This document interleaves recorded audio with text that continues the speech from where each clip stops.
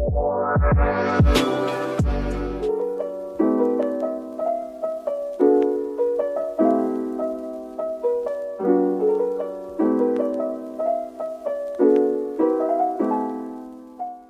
manajer, ketemu lagi sama kita di sini.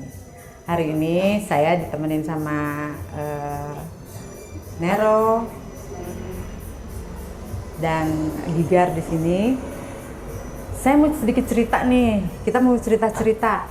Jadi ada bintang tamu kita nih hari ini, ya. Iya. Saya sudah kenal lama banget karena beliau nih di dunia entertainment, di mana waktu itu sempat ketika saya di musik dan kebetulan masih di OS ya waktu itu ya.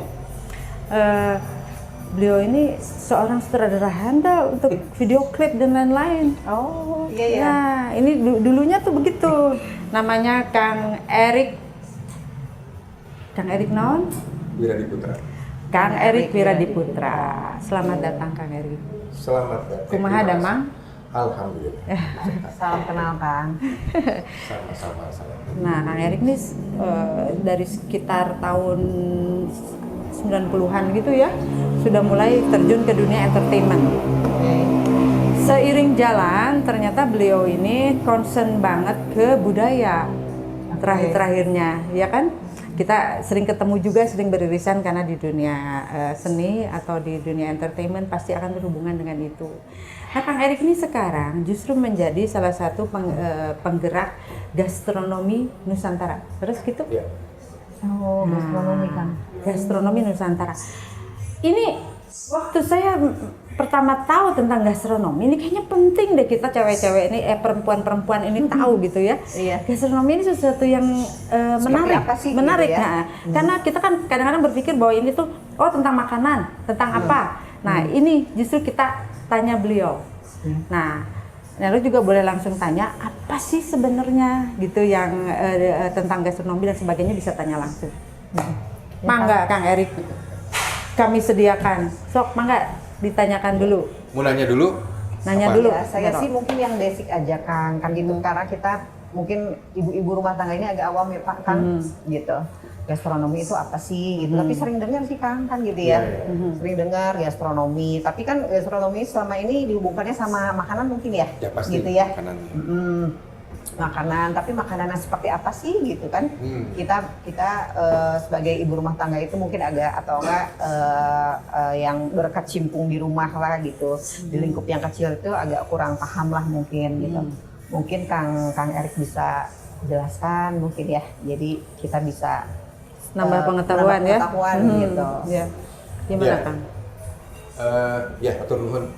Pertama mungkin yang harus saya sampaikan, latar belakang saya memang bukan di gastronomi secara keilmuan praktisi, bukan. Oke.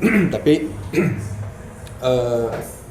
saya mengawali ketertarikan saya di gastronomi itu justru setelah perjalanan panjang profesi saya di Entertainment ya. dia membuat beberapa video klip gitu ya, beberapa video klip band nasional gitu ya. Kemudian saya suka karena basic saya itu seni rupa. Kemudian juga senang di audio, makanya dengan kayak kita di OS gitu ya, baru dulu. Terus tapi rasanya belum cukup gitu ya. Sehingga saya menggabungkan menjadi sebuah konsep audiovisual dan bagaimana mengkomunikasikan itu. Dan memang awal ketertarikan saya itu memang di komunikasi. Nah, komunikasi itu artinya bidang apapun nanti saya bisa masuki lah melalui komunikasi ini. Nah, jadi membuat iklan, membuat film dokumenter dan lain sebagainya itu menjadi bagian dari pekerjaan yang sudah lama. Secara profesional ya. 10 tahun itu. Nah, ketertarikan tentang membangun atau memperkenalkan gastronomi itu akhirnya muncul ada mungkin kalau itu sih munculnya sekitar 10 tahun yang lalu lah gitu ya, 10 tahun yang lalu. Terus tapi saya belum melihat urgensi yang masuk gitu ya, apa kira-kira sebelah mana. Jadi saya masih terpisah antara ilmu komunikasi dengan gastronominya gitu, jadi sebelah mana gitu kan. Akhirnya saya menemukan ternyata gastronomi itu tidak banyak diketahui orang. Nah. Oh, berarti saya harus mengkomunikasikan. Nah, Ya. akhirnya saya mulai itu. Tadinya hanya mau buat film dokumenter tentang tempe tadinya. Tadinya tuh saya ingin buat tempe sebagai berangkat dari situ kan? salah satunya Salah gitu satunya. ya, supaya bisa supaya orang tuh bisa langsung oh ini gastronomi loh gitu. Daripada nanti kita menjelaskan banyak hal. Tapi orang nggak mudeng juga Nggak ya, mudah, tapi kan susah. harus dikemas di dalam Betul. satu durasi, misalkan 1 menit gitu ya, terus menjelaskan nanti lama-lama kan kita bisa bangun Ya. ke produk yang lain. Jadi itu awalnya. Nah, tadi sampai oke. Berangkat dari tempe. Oke, tadinya saya berpikir bahwa memperkenalkan gastronomi itu cukup dengan karena tahun berapa ya kalau kita ngomongin 4-5 tahun yang lalu itu kan YouTube sudah ada dan lain sebagainya sudah ada, jadi cukup bisa 10 tahun yang lalu YouTube baru belum Nah, masuk ya. makanya di 5 tahun kemudian baru Iya. tahu oh ternyata dulu tuh juga WA juga kan belum terlalu ini kan.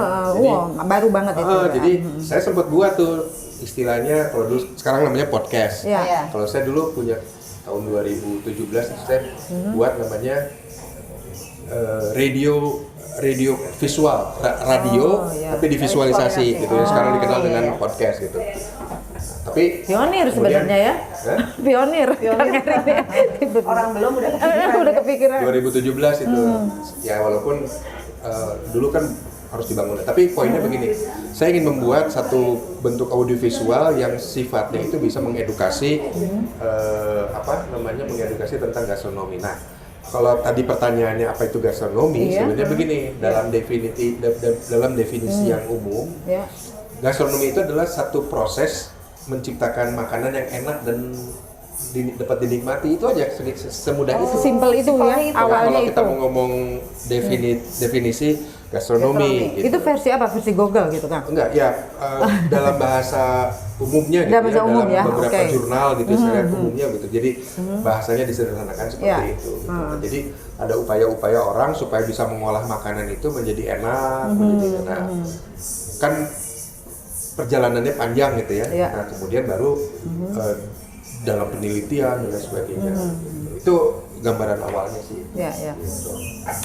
Oke, kemudian itu jadi udah kebayang ya, sedikit terbayang ya, Ya. bahwa gastronomi ini sebenarnya sebuah Bagaimana pintu caranya? masuk Menyajikan. tentang ilmu tentang pengetahuan tentang makanan. Karena Ya. Intinya kan itu ya, tentang Dan makanan. prosesnya. Dan prosesnya. Nah, ini justru saya pengen tahu gimana nih pola makan orang Indonesia nih sekarang.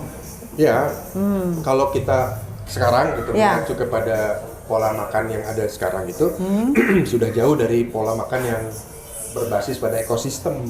Oh. Jadi kan gini, kan kita kembali lah ke masa lampau gitu ya, di mana transportasi belum begitu bagus gitu kan. Kalau sekarang makan ada kapal, ada pesawat dan sebagainya. Iya, Jadi iya. seolah-olah makanan yang ada di Eropa Ya, tuh bisa masuk langsung, aja sampai, sendiri. ya.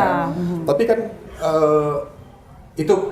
ini yang menjadi bagi saya nih ya, menemukan banyak keajaiban tuh gini.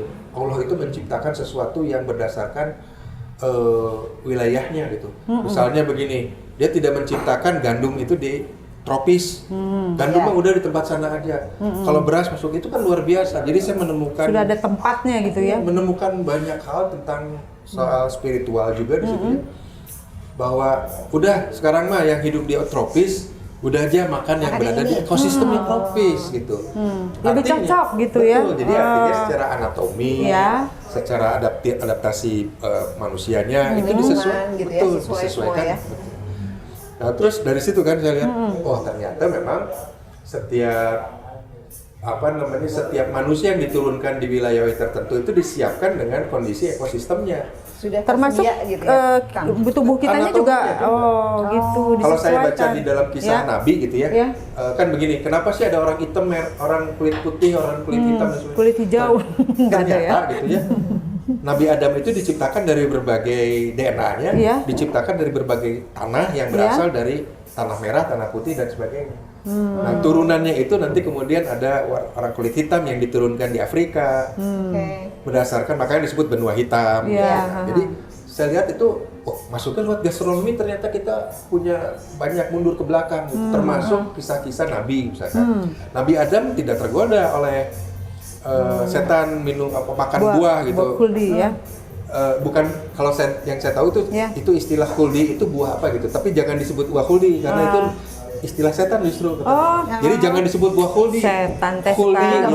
boleh buah eta. Buah eta gitunya. Ternyata nggak mempan. Nabi Adam Oh, Nabi Adam justru nggak nggak mempan. Yang mempan itu justru dibisikanlah karena ke Hawa, Oh, istrinya. Nah, itu udah fitrah tuh ya. Iya. Hati-hati gitu. Oke. Kita jadi tahu nih ya. Nah. Ya, fitrah. Makanya saya akhirnya kemudian saya tuh bukan hanya melihat dari budaya, bukan Ya. hanya dari tapi juga melihat dari Ada sisi spiritual. ada spiritual. Karena saya Islam ya saya patokannya di ke sana gitu. dong. Saya Ya. belum masuk ke wilayah-wilayah agama lain. Ya. Jadi saya harus kuatkan dulu fundamentalnya. Nah, ternyata di situ. Nah, ketika diturunkan sebagai khalifah di ini kan harus makan. Ya. Harus karena sudah apa? Sudah kebutuhan fisik. Ya. Ketika di Fisiknya surga mah membutuhkan. tidak perlu mungkin ya, gitu. Tapi ketika sudah masuk ke mungkin perlu tapi berbeda gitu. Ya. Tapi ketika diturunkan ke dunia maka diperlukanlah makan. Untuk Nah, energi Iya, gerak untuk lah. energi, untuk hidup secara fisik gitu Iya, kan. Nah, oleh sebab itu kita jangan mengacu ke bayangan kita kemudian Nabi Adam itu tidak punya ilmu. Allah sudah menyiapkan ada 10 suhuf namanya. 10 suhuf itu adalah semacam kitab lah ya, tapi dalam konteksnya itu Ya, ya. pengetahuan tentang makan, pengetahuan tentang cara hidup. Jadi kita kembalikan di situ dulu ya. Artinya bahwa dia harus hidup mengolah makanan, mengolah biji-bijian sebagainya. Jadi kalau kita ngomongin gastronomi sebenarnya sudah menjadi ilmu yang zaman sejak awal manusia. Iya. Gitu. Karena memang tidak ada sesuatu yang baru ya kan. Tidak ada sesuatu yang baru, Cuman yang kita- belum ditemukan. Nah, gitu. Karena itu kita ini kan sudah terjadi Ya, siklus gitu ya. betul. Yang kita perlu itu adalah mengenali ilmu-ilmu yang sebenarnya mungkin kita kelewatan Ya. atau kita belum terestafet ke kita ya. Betul. Sebenarnya kalau namanya penemuan iya, tapi Iya. tidak mencipta. Gitu. Tidak ada sesuatu yang baru ya. Discovery Oke. atau inovasi gitu. Oke. Gitu. Nah itu jadi kalau soal ngomongin gastronomi. Nah kalau tadi pertanyaan ininya kan apa namanya? Ya, pola makan Pola orang Indonesia. makannya. Maaf. Artinya bahwa pola di setiap daerah itu kemudian kan turun tuh Iya. turunan apa Nabi Adam Iya. gitu ya. Iya. Di tempatnya masing-masing gitu kan. Nah, di Daerah tempat masing-masing di gitu ya. masing-masing ya di Afrika ya buah Afrika, di Asia ya makanan Asia dan seterusnya disesuaikan dengan bumi yang Iya, yang tempat dia berpijak pesona ya. alam semesta ya. Gitu. Gitu. Ya, jadi kalau kita mengacu ke makanan Indonesia, sebetulnya apa yang disebut makanan Indonesia nih? Ya. Kan kita kan sudah mulai bingung nih. Karena Ya. kalau kita lihat di sini ada makanan yang dari masa lama, ada yang sudah berasimilasi dengan makanan-makanan yang dengan hubungan internasional or Ya. apapun manusia-manusia di tempat lain sehingga makanan itu jadi berbeda di sini, Ya. tapi asalnya dari mana gitu kan, dan makanan-makanan fusion yang terjadi hari ini yang kalau kata saya sebagai ibu-ibu ya pasti bilangnya udah kayak nama yang penting dikijuan. Ya, Jadi segala dikijuan. Walaupun buat kita nih siapa enaknya sih itu dikijuin gitu ya kan dipakai keju. Tapi emang itu udah jadi culture-nya. Nah, Ya. gimana Kang? Mangga. Ya, jadi gini. Contoh misalkan kita tidak bisa mengatakan bahwa singkong gitu ya, Ya. misalkan itu makanan khas Indonesia. Enggak juga. Ya. Ya. Tapi begini, singkong itu dari mana? Dari Portugis. Waktu Ya. itu dibawa tuh oleh pendatang. cassava itu ya? Cassava Wah. itu makanya nama latinnya cassava Cassava. gitu ya. Atau dibalik mungkin dia ngambil dari sini ke sana nggak tahu juga ya. Balik lagi ke sini. Balik lagi Jadi ke sini. begini, tempat asalnya itu Ya. sesuai dengan alam yang ada di Indonesia sama. Gitu. Oh. Mungkin juga dari tempat yang Katulistiwa juga. Iya, mungkin. ha-ha. Cocok. Cocok. Jadi Ah. tidak. Nah, jadi artinya bahwa sumber pangan gitu ya. Iya. Sumber pangan itu bisa pertanian, perkebunan, peternakan, perikanan dan sebagainya. Iya, Itu iya. sumber-sumber yang tidak kita buat kan. Iya, Yang kita buat adalah makanan. Iya, Nah, Kita yang mengolah. gitu. Kita yang mengolah, tapi sumber-sumber pangan itu sudah dianugerahi kita tuh Sudah tersedia. itu yang ada di situ. Nah, itulah sebenarnya makanan asli kita sebenarnya. Iya. Iya, betul. Nah, kalau kita mengacu sekian mungkin 1000 tahun yang lalu ya mungkin awalnya mungkin yang ada di sekeliling aja. Ya, pekarangan rumah. Iya, lah. pekarangan rumah. Mungkin gitu ya. Betul. Kan? Gitu. Jadi itu. Nah, kemudian ada penjajahan, ada apa namanya? kolonialisme, ada asimilasi budaya dan sebagainya, maka bercampurlah makanan itu. Kalau yang sifatnya penyediaan makanannya masih berbasis pada lokal, artinya yang bisa diproduksi ditanam di Indonesia dan sebagainya, itu mungkin jadi masalah. Tapi persoalannya kan sekarang ini jadi ngimpor, kita jadi ngimpor. Benar sih. Nah, itu jadi masalah. ada sebab tapi kan itu. Kenapa kita jadi makan keju? Iya. Singkong di kejuan. Iya, itu gara-gara Kang Erik mempropaganda. Kegiatannya Kang Erik. Singkong keju itu kayaknya lebih bekan daripada singkong rebus. Betul. Tapi persoalannya sebenarnya nggak apa-apa sih kalau misalkan ada kejunya gitu ya. Karena itu kan unsur protein kan ya. Kalau kejunya masih bisa, susunya masih bisa diproduksi oleh kita sendiri gitu. Kan itu general sifatnya misalnya. Tapi kalau misalkan yang nggak ada, kayak gandum, itu persoalan. Kalau gandum itu kan misalkan gini, gandum itu kita yang ambil dari Kanada, dari India, dari Amerika, dari Australia misalnya.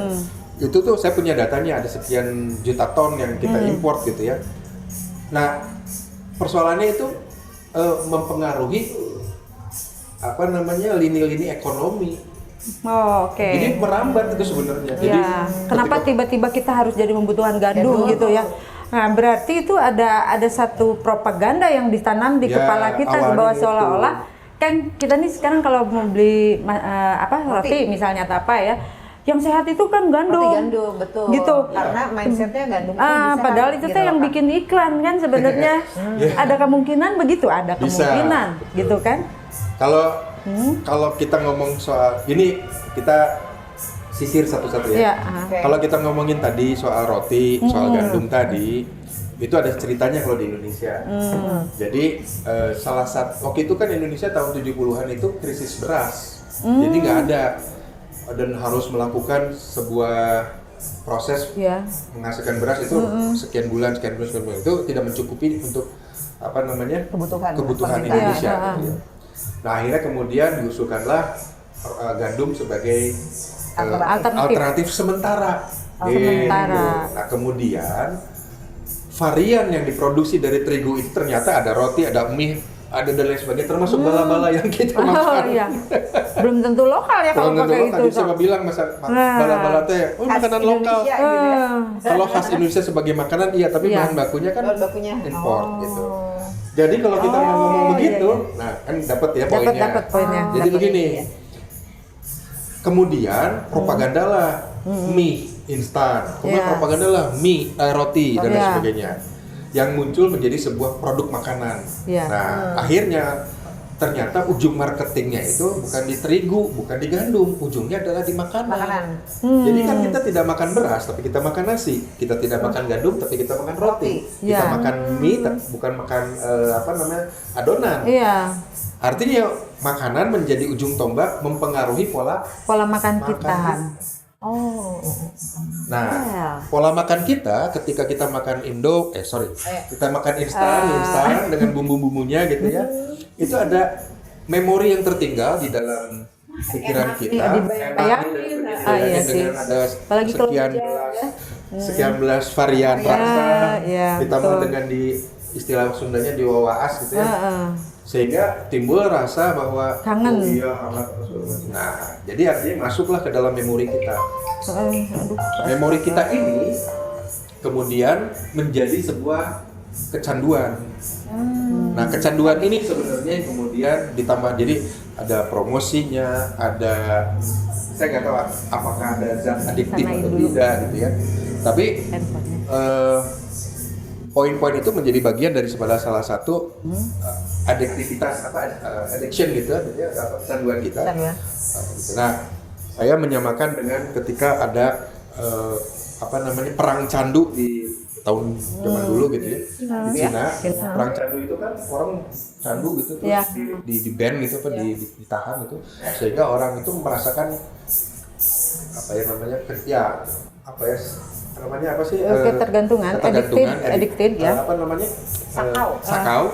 Sakau candu. Kalau ini sakau makanan. Ini sakau makanan ya. Nah, dia memanggil terus. Jadi keinginan gitu ya. Ada, kalau ini versi saya ya, tapi menjadi penelitian di beberapa jurnal ke dokter gitu ya. Gerbangnya makanan itu bukan dirasa. Salah satunya ada dirasa.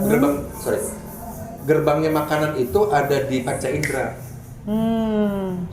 Yang pertama rasa. Kedua terus ini penciuman. Nah, bahkan tanpa Memori. dirasakan kita mencium dulu kan. Oke. Kemudian kerupuk tuh bunyi kan ya? Ya, oh bunyinya. Nah, ada bunyinya. Terus tekstur kan? Oh iya, kenyal-kenyal atau apalagi- apa gitu ya. Apalagi 5 kan, ada 5. Memori sih. Memori Itu masuk ke wilayah Atau lifestyle. lifestyle, itu nanti masuk ke wilayah di apa istilahnya di level di status ya, strata sosial dan sebagainya. Iya. Nah, itulah yang digunakan, propaganda-propaganda yang digunakan untuk bisa masuk ke wilayah manusia gitu. Jadi kalau kita saya masuknya lewat komunikasi dulu ya, Iya, supaya oke. nanti kita akan lebih mudah memahaminya gitu. Ya kalau ngelihat kayak gini emang cukup rumit juga loh kita memilih makanan nih sebagai ibu rumah tangga. Iya. Tapi artinya kan kita bisa menyesuaikan berdasarkan Mulai menyesuaikan ekonomi ya. kita dulu kan gitu. Misalnya ketergantungan kita akan beras, tiba-tiba nggak ada beras, masa kita nggak makan? Iya. Atau ada satu pemahaman begini, saya sedikit mengamati ketika ada bencana alam. Instan tuh. Iya, jadi semua tuh nunggu di posko. Kita nggak kebagian makan. Sementara mereka kan di tanah subur ya, kan ada Harusnya, kebun, ya. ada apa dan ada sebagainya. tanaman-tanaman yang bisa Iya, diolah mungkin ya, Kang, ya? setidaknya kalau belum bisa masuk ke sana, mereka bisa tetap hidup, Ya, kan bukan di betul. padang pasir, betul nggak? Nah itu apa yang terjadi itu, Kang? Pertama, kalau saya sih ngeliatnya gini, itu namanya kan kalau namanya darurat ya. Iya. Darurat itu sesuatu yang harus segera. Gitu. Ya, Kalau disegerakan itu mindsetnya langsung kan, karena memang dulu tuh salah satu kedaruratan itu adalah mie instan. ya seolah-olah gitu. Tapi Gitu. itu perlu api loh Ya artinya begini, buat masaknya. persoalannya kita hanya bergantung pada mie instan. Ya, Orang tuh ngomong mie instan itu berbahaya gini-gini. Kalau menurut saya bukan berbahaya, tapi tidak bergizi. tidak bergizi. Ya itu mah harus setuju bahwa beracun, bukan beracun maksudnya bisa menimbulkan Dampak. dampak yang apalah. Ya, iyalah gitu ya. namanya juga ada bumbunya mungkin kimia dan sebagainya. Bukan hanya mie instan Bukan sebetulnya hanya ya. mie instan sebenarnya, tapi begini poinnya, kalau kita masuk ke sana, seharusnya itu terbiasa kita itu mengkonsumsi bukan karbohidrat saja, tapi protein. Jadi kalau mau bantu, telur itu lebih berfungsi menjadi Dan mengenyangkan juga. tergantung pengolahan. Iya, Kembali betul. lagi tadi pengolahan tadi. Betul. Gitu. Kita terbiasa makan di keluarga tuh kan ya nasinya besar, lauknya sedikit. Proteinnya sedikit Nah, kan gitu. sebetulnya Tapi mungkin kan sekarang kalau misalnya kita lihat ya, karena ada media sosial sih ya, saya lihat sih semakin banyak orang-orang yang mungkin menuju ke pola hidup sehat ya, gitu. Karena juga banyak edukasi. Oh, pola hidup sehat itu makannya harus segini nasinya, lauknya segini, sayurnya lebih banyak kan gitu kan ya. Itu mungkin juga membantu ya Kang, mengedukasi kita gitu masyarakat agar lebih bisa menyediakan, apalagi saya ibu-ibu gitu ya, ibu rumah tangga menyediakan makanan yang lebih sehat lah kurang lebih. Betul. Jadi karena itu tadi kembali tadi kita tuh menghitung semua berdasarkan kondisi saat sekarang. Oh kalorinya sekian, dan sebagainya. Iya. walaupun ruwet ya kadang-kadang. Kita bikin pusing kan? Iya. Karena apa? Karena tadi perubahan tradisi yang sudah dilakukan dulu itu bergeser menjadi tradisi-tradisi yang kalau kita dulu contoh misalnya gini ya. Pernah nggak kita menghitung berapa kalori yang kita makan dari ubi rebus ketika kita sarapan dulu? Enggak sih? Sarapan Enggak nggak sih. ada. Tidak Makan ya makan khawatir, aja makan gitu ya. aja. Kenapa? Kita meyakini bahwa itu sehat. Sugestinya juga. Sekarang itu kalau itu kamu harus makan ini. Awas kalau nggak makan kamu sakit. Ibu-ibu ya biasanya, anak-anak gitu. Termasuk istri saya tuh, ayo makan nih, sebentar. Makan itu ada cara. Bagi saya ada cara. Makan itu dibutuhkan badan kita sesuai dengan panggilan gitu, alarm. Iya, Pada saat kita betul. butuh gitu ya Kang. Iya. Jadi tidak Bukan karena selalu bukan kita selalu ingin. harus, dan jadwal itu menurut saya berdasarkan kebutuhan bagi saya. Kebutuhan itu, nah, persoalannya adalah kebutuhan itu mau dipola atau tidak. Ya. Nah persoalannya pola. Ada yang pola misalkan makan itu setelah lewat jam 1 kan siang. Ada juga yang sebelum jam 12. Ada juga Berbeda-beda ya Kang. Ada tuh yang sudah breakfast gitu. Berbeda-beda ya. Tapi persoalannya asupan apa yang kita makan gitu. Nah persoalannya itu. Nah jadi kembali lagi tadi ekosistemnya itu yang membentuk manusia itu setiap orang itu Berbeda-beda. wilayah. Berarti kita perlu juga mencari tahu gimana tata cara hidup nenek moyang kita dulu mungkin ya. Salah satunya karena buktinya ini aja. Nenek moyang kita itu banyak yang umurnya sampai 100 tahun. Ya. Why gitu kan? Kalau kita sedikit belajar ke situ mungkin kita akan dapat ilmu mungkin ya. Betul. Dan Gimana persoalannya kan di era modern ini kan informasinya keras gitu ya. Jadi makanya tadi betul, jadi harus pintar memilah. Ya. Tapi kan begini, coba deh lihat, perhatikan iklan-iklan gitu ya. Iklan masak, buku masak. Yang disasar siapa? Ibu-ibu. Ibu-ibu. Itu masalahnya. Karena ibu-ibu yang menyediakan buat keluarga. Betul, di dalam iklannya itu kemudian begini. Ibu-ibu habis masak terus ngajak anak sama bapaknya. Ayo makan, Jadi sebenarnya ibu-ibu itu adalah potensial marketing yang sangat. Nah, kita balik sekarang. Ibu-ibu harus menjadi influencer gitu ya, kalau ngomong influencer sekarang menjadi ambasadornya, menjadi mempengaruhi pola makan yang sehat untuk keluarganya saja dulu ya kan. Itu kan. Nah, kalau keluarganya satu terus kemudian diikuti oleh secara kolektif, berarti sebenarnya kita nggak jadi masalah. Kita tidak lagi khawatir dengan beras nggak ada. Ya, misalnya satu bahan makanan nggak ada ya kita bisa beralih ke makanan yang lain kan gitu ya kan ya. Jadi itu yang saya pikir, dan ibu-ibu tuh harus kreatif memang ya. Ibu-ibu juga masak, nggak panggil GoFood, nggak panggil Go. Iya sih. Yang ada aja gitu ya kan mungkin ya, nenek saya mungkin gitu dulu kan. Jadi yang ada dia ambil ya udah dia masak kan gitu ya. Apapun bisa jadi masakan ya. Apapun bisa jadi makanan. Makanya ditemukan, saya juga nggak tahu nih gimana cara menemukan daun kelor tiba-tiba. Itu proses perjalanan panjang gitu ya. Bisa mengidentifikasi bahwa daun kelor itu mengandung vitamin C dan iya. Kemudian diteliti oleh dunia barat, sekarang ternyata terbesar ada daun. Ya betul. Coba gimana itu bisa kita tahu? Nah ini ada yang lucu ya, saya pernah ke desa gitu. Dalam pikiran kita kan pengen nikmati makanan yang ada di situ dong. Betul. Makanannya apa? Tahu nggak jawaban mereka? Ya saya sih udah biasa makan sosis. Itu. Udah biasa makan spaghetti, walaupun spagettinya sama tahu. Iya. Jadi terus saya pikir, mana ini gitu. Nah ya tentu saja kalau misalnya barang-barang itu nggak ada, ya pasti mereka ngerasa miskin. Iya. Jadinya kan ke sana. Nah itu betul. Nah jadi ini lagi.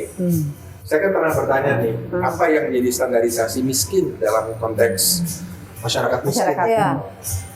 Standarisasinya adalah pendapatan per kapita. Bukan persoalan kaya itu atau dia tidak miskin gitu ya. Tidak miskin itu misalkan dia nggak punya, minimal mah gini lah, ada pohon tomat di situ gitu. Itu tidak dianggap sudah belum miskin gitu ya. Iya. Tapi punya tanaman lah. Standarisasinya adalah pendapatan per kapita sekian gitu. Jadi standarisasinya itu menggunakan standarisasi barat, tapi standarisasi kita tidak pernah pakai. Ya kan? Gitu. Jadi tingkat kesejahteraannya misalkan punya mobil, punya rumah, itu sejahtera. Siapa bilang gitu? Sudah bisa makan, sudah bisa. Kalau semuanya cicilan gimana? Cicilan itu kan ya cicilan itu kan juga bukan memberi kita. Iya. Ya kan? Oh iya benar. Iya benar. Jadi kalau kita ngomongin gastronomi, maka kita akan bicara ekonomi. Oh ternyata gastronomi bisa dikupas dari berbagai aspek ya kan? Buat apa kita makan? Ya misalkan beginilah. Saya biasa makan nasi nih setiap hari. Kemudian ketika spaghetti masuk, saya beralih menjadi spaghetti setiap hari, kan nggak begitu. Jadi spaghetti itu hanya untuk selingan. Karena makanan yang berasal dari ekosistem kita adalah nasi misalnya. Tapi itu kan harus berpikir seperti itu. Nggak harus jadi masuk list gitu ya. Malah saya pernah terbalik gitu. Betul. Saya pernah ngobrol juga sama budayawan yang concern di sana bahwa makanan yang ada di tanah Sunda ini itu makanannya justru umbi-umbian sama biji-bijian. Gitu. Jadi kalau mereka makan padi, mereka hanya makan padi yang di rumah. Jadi bukan di sawah basah. Itu gitu. Bibit apa namanya? Bibit padi yang rumah itu sekarang sudah jarang kan, karena orang biasa. Nah contoh ini contoh lagi nih yang apa ya, jadi salah semuanya gitu. Penemuan insektisida, pestisida dan pestisida itu tujuannya, jadi ketika Perang Dunia Kedua atau pertama saya lupa, tujuannya kan makan susah nih, pangan susah, kemudian Kebutuhan supaya, tinggi. supaya produktivitasnya tinggi tetap ada, Ya, ada. maka dihindarilah atau dibasmi ya Iya. hama. Yang notabene hama itu adalah sebenarnya rantai Rantai makanan. makanan, gitu. Iya. Dibasmi pestisida, insektisida, sehingga berhasil mempertahankan produktivitas makanan sehingga memenuhi kebutuhan masyarakat. Tapi setelah kondisi normal harusnya itu tidak digunakan lagi. Pupuk kimia dan lain sebagainya tidak digunakan lagi. Nah, lucunya itu kemudian digunakan di negara-negara yang subur seperti Indonesia. Iya, Di negara-negara ya. itu pestisida, insektisida, itu kan jadi aneh kan. Nah, Jadi maka- over justru ya. Ya, bayangkan misalkan begini rantai makan kan dia Iya. ada ular predator Iya, ya, iya. terus turun langsung. Ada Kemudian tikus, dihilangkan. apa-apa gitu ya, kan, Kemudian ya? dihilangkan situ otomatis ada yang hilang kemudian berubah kan. Nah, itu Komposisinya berubah ya. komposisinya berubah, berubah. komposisinya berubah sehingga produktivitas makanannya pun berubah. Dia tetap produktif tapi mengandung racun karena pestisida dan sebagainya. Jadi Terus dimakan juga sama kita. Binatangnya dimakan. Oh, mungkin Orang itu dulu- juga jadinya mungkin ya kita itu jadi sekarang banyak orang yang kita yang agak kurang sehat ya Kang. Iya. Orang dulu mungkin nggak begitu ya. nggak begitu karena Nenek-nenek kita ya. kecerdasan pendahulu kita itu gini, sawah untuk menghindari diserang hama tikus pakai apa? Misalkan satu petak gitu ya, Iya. petak yang di sini ujung-ujung sini tuh ditanamin singkong Singkong. supaya si tikusnya makan singkong, Nggak makan beras nggak ya. makan beras. Nah kemudian ada tikus tuh, tikusnya dimakan sama ular kan gitu terus.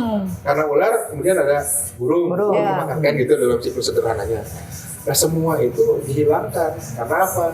Pemutus hama diputus, dibasmi sehingga makanan hamanya hilang. Belalang misalnya. Oh iya, sekarang saya jarang banget loh Kang. Ngeliat Jadi, belalang. Dulu serangga anak-anak saya itu- masih kecil masih bisa nangkep. Betul. Sekarang udah nggak ada. Jadi kalau misalkan kita mau mengatakan secara umum gitu ya lingkungan dunia itu dengan hidup dunia gitu, ya, kalau manusia itu mati gitu ya, nggak ada dimusnahkan gitu ya, dunia itu akan tumbuh seperti jadi manusia bukan jadi tidak ada perusak lah gitu, Ya. tidak ada yang merusak dunia gitu. Tapi kemudian kalau manusia tetap hidup, kemudian kita musnahkan serangga, maka dunia habis. Habis. Oh my god. Jadi kalau kita ada serangga gitu dibunuh gitu ya, maka satu rantai itu terputus dan mempengaruhi kehidupan yang lain. Tapi kalau manusianya musnah, bumi itu baik-baik saja. Ya berarti kita perlu bijak di situ ya. Itu makanya sebenarnya saya kembali lagi ke itu tadi bahwa bumi itu dulu dihuni oleh jin dan sebagainya seperti turunkannya Nabi Adam itu. Maka pertanyaan malaikat kan, bukankah nanti manusia akan merusak? Ya kan? Iya. Instingnya itu loh. Tapi aku lebih tahu, betul. Kata Allah, aku lebih tahu. Jadi sudahlah nggak apa-apa itu gitu. Jadi apa namanya ya? Nggak mungkin kita tidak meyakini keimanan seperti itu. Jadi kalau saya mengembalikan ke saat, jadi saya selalu supaya saya tidak hilang saya selalu mengembalikan kepada Quran Kitab, dan ya. hadis gitu. Kalau saya gitu mendengarkan beberapa kajian yang menurut saya sangat relevan untuk kehidupan sekarang. Karena kan Allah menciptakan kitab itu bukan untuk pada masanya, Iya. sampai akhir zaman. Sampai akhir Oleh zaman. sebab itu tuntunannya itu kalau saya gitu. Jadi Iya, sederhana lah. Kalau itu nanti pembahasan lain juga seru juga. Seru juga. Jadi kalau ngelihat kondisi sekarang nih, Kang Jesse, ini udah mulai terbuka nih kita gitu. Udah ada sedikit ya cara makan pengetahuan. kita ini sebetulnya akan sangat berpengaruh berantai ke banyak hal. Ketika kita lagi ngefans sama makanan ini, maka ada eksploitasi di sebelah sana gitu. Nah itu kan nanti hubungannya juga kalau di sana terlalu dieksploitasi, ada ketidakseimbangan alam, gitu kan, bisa jadi ada bencana alam. Nah itu kan nyambungnya ke sana ya. Nah apa yang harus kita lakukan nih sebagai ibu-ibu rumah tangga dengan pemahaman ini? Kecil aja dulu Scoop kecil gitu. Gimana sih kita harus memberi makan? Karena sebenarnya suami atau anak-anak tuh kan percaya aja ya kita kasih makan apa. Apapun yang kita olah, pasti biasanya mereka makan enak nggak enak, mereka makan. Tapi kadang-kadang kita kan lihatnya dari TikTok ya. Dari ini lagi ngetren enak kayaknya gitu kan. Nah, gimana Ya Kak? kalau sekali-sekali mungkin nggak apa-apa ya, tapi Ya. jangan menjadi kebiasaan. Poinnya begini lah, bahwa perempuan lah ya, terutama perempuan kan, perempuan juga istilahnya kan apa namanya bagus gitu ya, Ya. perempuan, empu itu mulia, hormat. Oh, Kemudian masuk ke dalam bahasa Melayu, jadi perempuan atau wanita. Wanita tuh wani ditoto, wani ditata. Iya. Jadi artinya bahwa kehormatan itu dari perempuan. Oleh sebab itu seharusnya perempuan bisa memberikan apa namanya teladan atau teladan gitu terlalu ini, tapi maksudnya bisa menjadi trigger, menjadi apa namanya anchor, Influencer benar. Influencer, ya. Aha. Memulai dengan makanan-makanan yang mengenal. Saya tidak mengharuskan dulu kenal semua, Ya. tapi mengenal beras, singkong atau apa yang bisa kita olah, ubi gitu ya. misalkan, atau komposisi makanan gitu ya, yang sederhana tapi punya gizi yang Dan tidak Cukup. selalu harus mahal ya sebetulnya. Tidak selalu harus mahal. yang mahal itu Dan yang ketika. terpenting mungkin yang tadi Kang bilang bahwa ada di lingkungan kita saja dulu ya. Tapi persoalannya kan sekarang lingkungan kita tuh sudah perkotaan, Iya. misalnya, ya. Adanya batak kok. Kita masak betul. Artinya kita bisa melihat dari kondisi yang ideal bukan ideal, maksudnya terjadi di lingkungan Lingkungan kita. Minimal gini lah, kalau kita masuk ke supermarket, kalau kita masuk ke pasar, itulah lingkungan kita sebenarnya. Oke. Seharusnya begitu. Iya. Jadi Iya. kebutuhannya kan Jangan di nyari yang situ. nggak ada ya Kang. Walaupun sekarang ada ya kita. Walaupun sekarang bawang putih itu hampir 100% Dari China. impor, Impor. gitu ya. Wah, miris kan gitu. Tapi kan kalau kita nggak memulai dari misalnya gitu, Mungkin juga udah nggak dari tetes tebu lagi ya, yang Iya, kayak kayak- dulu bisa jadi nggak dari tebu. nah mungkin bisa begini, Sintetis berarti kan? bisa jadi apa kimia gitu ya. Bisa, mungkin beginilah, kalau kebutuhan masak, kalau memang nggak masak bawang apa segala macam, paling tidak kita punya pot-pot yang Yang buat ditanam. kan tidak perlu uangnya. Nggak perlu halaman yang luas, ya kan? Iya, Oke, jadi oke. kadang-kadang yang disebut kemiskinan tuh hanya karena mereka bergantung kepada hal yang tidak mereka bisa produksi Kelola. sendiri. Nah itu mungkin ya. Ya, karena pengetahuannya juga kurang. Kurang. Nah Ya, itu betul. mungkin di sini pemerintah perlu mengundang Kak Saya- Erik dan Saya kecenderungannya ya, Iya. pemerintah mas Sudah terlalu duduk sibuk manis kali, Kang. aja lah ya, duduk manis aja. regulasinya aja belum tentu mereka bisa menjalankan apa yang mereka buat. Iya benar Ada sih. sih masyarakat sekarang, gerakan masyarakat itu lebih Iya penting itu setuju saya.